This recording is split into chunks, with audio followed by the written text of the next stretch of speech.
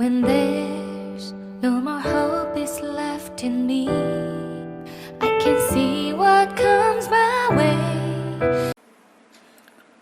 Halo, Assalamualaikum warahmatullahi wabarakatuh. Selamat berjumpa lagi dengan saya, Anggono Raras.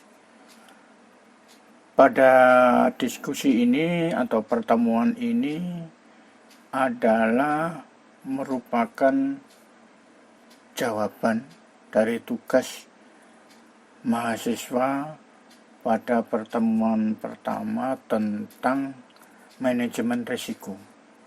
Tugas yang diberikan adalah apa peran penting vaksin bagi pencegahan virus corona.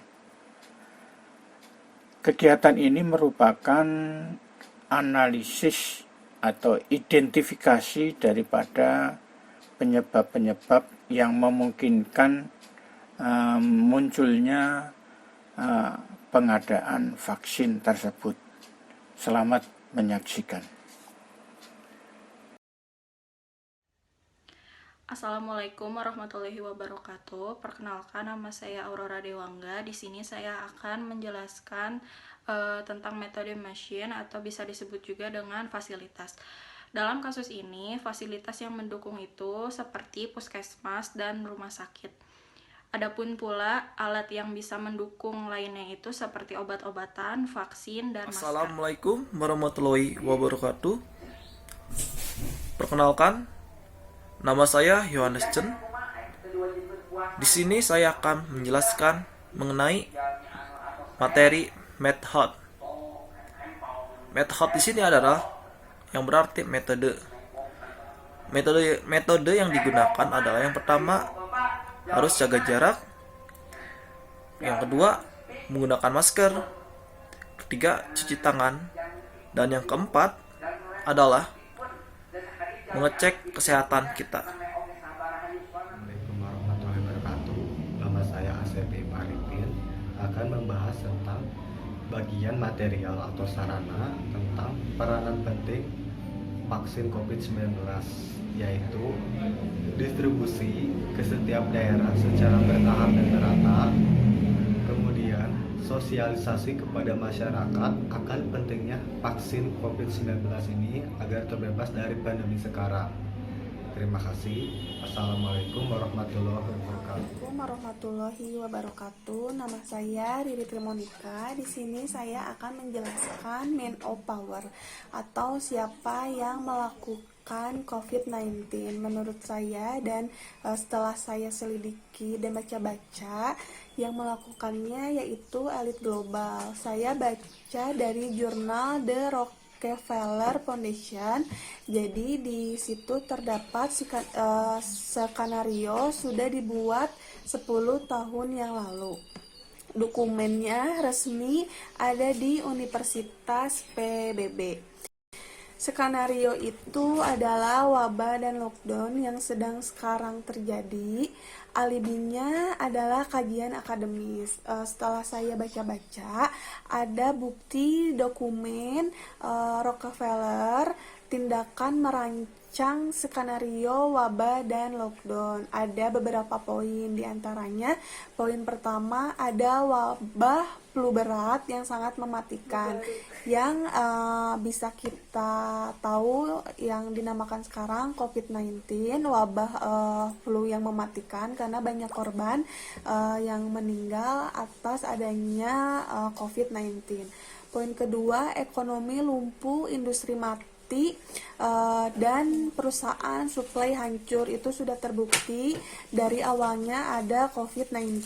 Dan poin ketiga, toko-toko dan kantor tutup dan karyawan banyak di PHK. Dari tahun lalu adanya COVID-19, banyak perusahaan yang mem-PHK karyawan-karyawannya cukup dengan jumlah karyawan yang banyak. Dan poin keempat, Amerika kena dampak, Cina terlebih dahulu lockdown dan terlebih dahulu sembuh, lalu negara-negara lain ikut lockdown, tapi masih belum bebas dari COVID-19 sampai sekarang. Di poin kelima ada penduduk dunia pakai masker, cek temperatur di area masuk pintu. Itu terbukti kita setiap ke mall atau kerja ke perusahaan, kita selalu cek temperatur dan selalu pakai masker setiap saat. Dan untuk poin ke-6-nya, meski wabah dinilai kontrol otoriter, terus berjalan bahkan ditingkatkan. Untuk poin ke-7, rakyat dunia seperti bawahan di penjara, lama-lama pasrah dan menyerah. Untuk poin yang terakhir, ada rakyat dunia akhirnya sukarela meminta dipasang biometrik atau chip.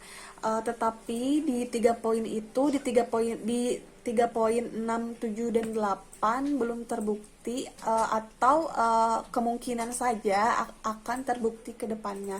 Mungkin cukup sekian untuk penjelasan dari saya. Wassalamualaikum warahmatullahi wabarakatuh. Assalamualaikum warahmatullahi wabarakatuh. Nama saya Firmansyah dari kelompok 8.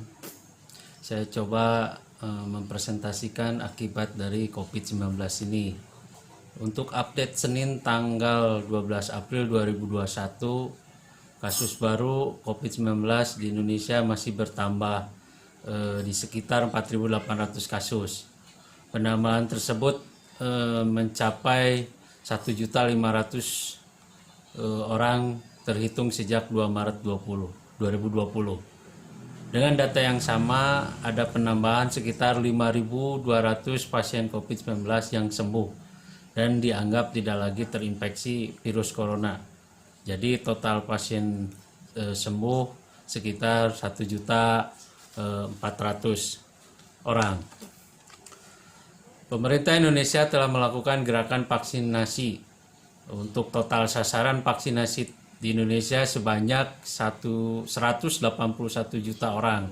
Adapun yang sudah dilaksanakan vaksinasi adalah 1,4 juta tenaga medis, 17 juta petugas publik, 21 juta untuk lansia. Total baru sekitar 40 juta vaksinasi dari sasaran 181 juta.